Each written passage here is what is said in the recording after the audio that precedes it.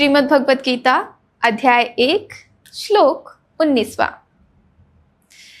एक आवाज ने पूरे कुरुक्षेत्र को हिला दिया, लेकिन असली डर किसके दिल में था? राधे राधे दोस्तों, मैं दिव्या त्रिपाठी जन मीडिया टीवी के गीता वचनामृत शो में आपका हृदय से स्वागत करती हूँ। आज की शुरुआत एक बहुत ही बड़े सवाल से होगी, लेकिन बड़ा और साधारण भी।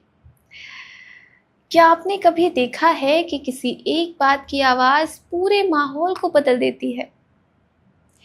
कभी किसी घर में अचानक कोई बड़ी खबर आती है और कुछ ही सेकंड्स में पूरा घर शांत हो जाता है। कभी स्कूल में प्रिंसिपल की आवाज गूंजती है और पूरा मैदान शांत हो जाता है। कभी किसी मैच में आखिरी कुछ सेकंड्स में पूरा स्टेडियम एक साथ चीख उठता है। ये आवाजें सिर्फ आवाज नहीं होती, उनके पीछे एक भावना होती है। कभी आवाज उत्साह पैदा करती है तो कभी डर, कभी उम्मीद और कभी ऐसी सच्चाई सामने ला देती है जिससे हम बच रहे होते हैं। और आज कुरुक्षेत्र में भी कुछ ऐसा ही हुआ। अब तक हमने सुना भीष्म का शंख, कौरव सेना के नगाड़े, श्री कृष्ण का पांचजन्य, अर्जुन का देवदत्त, भीम का पौंड्र, युधिष्ठिर का अनंत विजय और पांडवों के अन्य योद्धाओं के शंख। लेकिन इन सभी आवाजों का असर क्या हुआ? गीता आज के श्लोक में इसका जवाब देती है। आइए सुनते हैं। सघोषोऽथार्त राष्ट्राणां हृदयानि व्यदारयत् नभश्च पृथिवीं चैव तुमुलोऽभ्यनुनादयन्।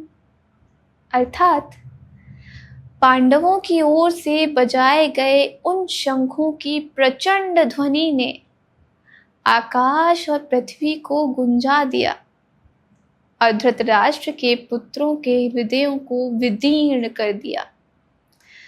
अब जरा इस दृश्य को महसूस कीजिए। चारों तरफ शंखों की आवाज, हजारों सैनिक, हजारों हथियार, घोड़े, रथ, हाथी और फिर एक ऐसी गर्जना जिसने जैसे पूरे कुरुक्षेत्र को हिला दिया। लेकिन श्लोक का सबसे महत्वपूर्ण शब्द है हृदयानि व्यदारयत्, अर्थात उस ध्वनि ने धृतराष्ट्र के पुत्रों के हृदय को विचलित कर दिया। अब सवाल है, आखिर डर किस बात का था? क्या पांडवों के शंख की आवाज इतनी भयंकर थी या उस आवाज ने कौरवों के मन में छिपे हुए डर को बाहर निकाल दिया? यहीं से आज का सबसे बड़ा जीवन संदेश निकलता है। कभी कभी बाहर की आवाज हमारे अंदर का डर जगा देती है। आपने कभी ऐसा अनुभव किया है? आप बिल्कुल ठीक बैठे हुए हैं, सब कुछ सामान्य है, और फिर अचानक कोई ऐसी बात सुनते हैं जो आपके अंदर छिपी किसी चिंता को जगा देती है। मान लीजिए आपने कोई परीक्षा दी है, आप बाहर से बहुत आत्मविश्वास में हैं, फिर कोई दोस्त पूछ देता है कि पेपर कैसा हुआ, तो अचानक दिल तेज धड़कने लगता है। क्यों?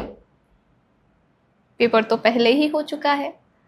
सवाल वही है, लेकिन उस एक सवाल ने आपके अंदर छिपे डर को जगा दिया। और यही होता है, बाहर की आवाज हमेशा डर पैदा नहीं करती। कई बार वह हमारे अंदर छिपे डर को सामने ला देती है। अब इसे दुर्योधन से जोड़िए। कुछ ही समय पहले दुर्योधन अपनी सेना की ताकत गिना रहा था। भीष्म है, द्रोण है, कर्ण है, कृपाचार्य है, असंख्य योद्धा हैं। उसका व्यवहार ऐसा था जैसे हमारे सामने कोई टिक ही नहीं सकता। लेकिन फिर पांडवों के शंख गूंजते हैं, और वही दुर्योधन की सेना के हृदय में भय पैदा कर देते हैं। तो सवाल उठता है कि अगर आत्मविश्वास इतना मजबूत था तो डर कहां से आया? शायद क्योंकि बाहर की ताकत के पीछे अंदर की असुरक्षा छिपी हुई थी। और दोस्तों, यही हमारी जिंदगी में भी होता है। हम कई बार दुनिया के सामने बहुत मजबूत बनने की कोशिश करते हैं। कहते हैं कि मुझे किसी की ज़रूरत नहीं, मुझे कोई फर्क नहीं पड़ता, मैं बिल्कुल ठीक हूँ। लेकिन रात को जब हम अकेले होते हैं तो वही सवाल वापस आता है, अगर मैं असफल हो गया तो? अगर लोग मुझे छोड़ गए तो? अगर मेरी नौकरी चली गई तो? अगर मेरा सपना पूरा नहीं हुआ तो? दिन में हम दुनिया से लड़ लेते हैं, लेकिन रात में अपने मन से लड़ना मुश्किल हो जाता है। एक और बहुत बड़ा उदाहरण, दिखावे का आत्मविश्वास। मान लीजिए कोई व्यक्ति लगातार कहता है मैं सबसे अच्छा हूं, हर जगह अपनी सफलता की बातें करता है, हर किसी को नीचा दिखाता है और हर समय अपनी ताकत साबित करने की कोशिश करता रहता है। अब सवाल है कि क्या यह वास्तविक आत्मविश्वास है? जरूरी नहीं।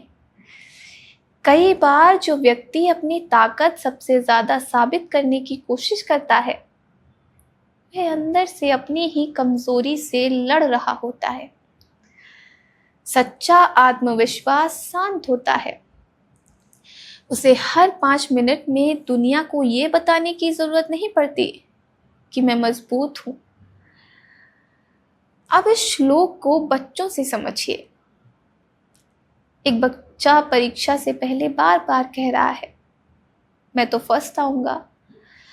वह सबको बता रहा है, लेकिन जैसे ही प्रश्न पत्र सामने आता है उसके हाथ कांपने लगते हैं। और दूसरा बच्चा चुप है, वह ज्यादा बातें नहीं करता, लेकिन उसने तैयारी की है। पेपर सामने आता है और वह शांत होकर लिखना शुरू कर देता है। पहला बच्चा शायद बाहर से ज्यादा आत्मविश्वासी था, लेकिन दूसरा अंदर से ज्यादा तैयार था। इसलिए आत्मविश्वास बोलने से नहीं आता, तैयारी से आता है। लेकिन इस श्लोक में एक और बहुत सुंदर बात है। गीता कहती है नभश्च पृथ्वीम चैव, अर्थात उस ध्वनि ने आकाश और पृथ्वी को गुंजा दिया। यानी आवाज इतनी प्रचंड थी कि जैसे पूरा वातावरण उसके साथ हो गया। अब इसे एक प्रतीक की तरह समझिए। जब इंसान के अंदर कोई सच्चा संकल्प पैदा होता है तो उसकी छोटी सी शुरुआत भी बहुत दूर तक असर डाल सकती है। एक बच्चा तय करता है मैं पढ़ाई करूंगा, एक व्यक्ति तय करता है मैं अपनी जिंदगी बदलूंगा, एक इंसान तय करता है मैं गलत रास्ते पर नहीं जाऊंगा। शुरुआत छोटी होती है, लेकिन अगर संकल्प सच्चा हो तो उसका प्रभाव धीरे धीरे बहुत बड़ा हो सकता है। और यहाँ पांडवों और कौरवों के बीच एक बहुत बड़ा अंतर दिखाई देता है। कौरवों के पास संख्या अधिक थी, शक्ति बहुत थी, बड़े बड़े योद्धा थे, लेकिन पांडवों की ओर से बजते शंखों की आवाज कौरवों के हृदय में भय पैदा कर रही थी। इसका अर्थ यह नहीं कि केवल पांडव अच्छे थे और इसलिए उनकी जीत निश्चित थी, बल्कि गीता हमें धीरे धीरे गहरी बात समझा रही है। युद्ध में बाहरी शक्ति से ज्यादा महत्वपूर्ण होता है आप किस मनोस्थिति से खड़े हैं। आप इसे अपने जीवन में रख कर देखिए। आपके सामने कोई बहुत बड़ी समस्या है, दो लोग हैं, एक के पास ज़्यादा पैसा है, दूसरे के पास कम, लेकिन पहले व्यक्ति को हर समय डर है मेरा पैसा खत्म ना हो जाए। दूसरे के पास कम है, लेकिन वह कहता है कि जो है उसमें मैं अपना सर्वश्रेष्ठ करूंगा। कौन ज्यादा स्वतंत्र है? शायद दूसरा, क्योंकि जिसके पास बहुत कुछ है लेकिन खोने का डर बहुत बड़ा है, वह भीतर से बंधा हुआ हो सकता है। और जिसके पास कम है लेकिन विश्वास है, वह भीतर से ज्यादा मजबूत हो सकता है। अब एक सवाल है आपसे, आपके जीवन में सबसे बड़ा डर क्या है? असफलता, लोगों की राय, पैसे की कमी, रिश्ते का टूटना, भविष्य, या फिर खुद से निराश हो जाना? कभी कभी हम अपने डर से भागते रहते हैं, लेकिन गीता हमें डर से भागना नहीं, उसे समझना सिखाने वाली है। क्योंकि जब तक आप अपने डर को पहचानेंगे नहीं, तब तक वह आपको अंदर से नियंत्रित करता रहेगा। आज का जीवन सूत्र, आज की बात को एक वाक्य में याद रखिए। बाहर का शोर हमेशा खतरनाक नहीं होता, लेकिन वह हमारे अंदर छिपी सच्चाई को जरूर सामने ला सकता है। इसलिए जब अगली बार आपको किसी परिस्थिति से डर लगे तो तुरंत ये मत सोचिए मैं इससे कैसे बचूं। पहले पूछिए कि मुझे वास्तव में डर किस बात से लग रहा है। हो सकता है कि समस्या उतनी बड़ी ना हो जितना आपका मन उसे बना रहा हो, और हो सकता है जिस चीज से आप डर रहे हैं वही चीज आपको आपके जीवन की सबसे बड़ी सीख देने आई हो। दोस्तों, अब हम अध्याय 1 के एक बेहद महत्वपूर्ण मोड़ पर पहुंच चुके हैं। अब तक हमने सेनाओं को देखा, योद्धाओं को देखा, शंखों की आवाज सुनी, कौरवों का आत्मविश्वास देखा, पांडवों की तैयारी देखी, लेकिन अब कहानी बाहर से अंदर जाने वाली है। क्योंकि अब अर्जुन श्री कृष्ण से कहेंगे, हे अच्युत, मेरा रथ दोनों सेनाओं के बीच में ले चलिए। और श्री कृष्ण रथ को लेकर ठीक वहां जाएंगे जहां अर्जुन के सामने होंगे उनके पितामह भीष्म, उनके गुरु द्रोण, उनके भाई, उनके रिश्तेदार और उनके मित्र। और उन्हें देखते ही वही अर्जुन जिसे दुनिया महान योद्धा मानती है अंदर से टूटने लगेंगे। उनके हाथ कांपेंगे, मुंह सूख जाएगा, शरीर कमजोर पड़ने लगेगा, और उनके मन में एक ऐसा तूफान उठेगा जिसे शायद हम सभी अपने जीवन में किसी ना किसी रूप में महसूस कर चुके हैं। जब दिल कुछ और कहे और कर्तव्य कुछ और, तो इंसान किसकी सुने? यहीं से गीता केवल युद्ध की कहानी नहीं रहेगी, वह आपकी और मेरी कहानी बन जाएगी। मैं दिव्या त्रिपाठी आपसे विदा लेती हूँ। गीता को केवल पढ़िए मत, बल्कि अपने जीवन में उतारिए। तब तक के लिए राधे राधे, जय श्री कृष्ण।